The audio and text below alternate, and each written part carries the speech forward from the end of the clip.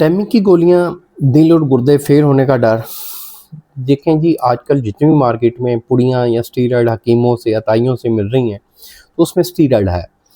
Already एक patient है जिसने डायलिसिस हुआ है, जिसका बाईपास हुआ है, या वो हार्ट का पेशेंट है, या पहले कोई उसकी किडनी में स्टोन है, तो ऐसी पहले मेडिसिन का इस्तेमाल कर रहे हैं। इससे ये है कि ख़तरनाक हद तक टाइमिंग की जितनी मेडिसिन है, आपका ब्लड प्रेशर लेवल नीचे आ जाता है, जिससे ये है कि अचानक अटैक आ जाता है, आपके गुर्दे भी फेल हो सकते हैं, आपको हार्ट अटैक भी आ सकता है।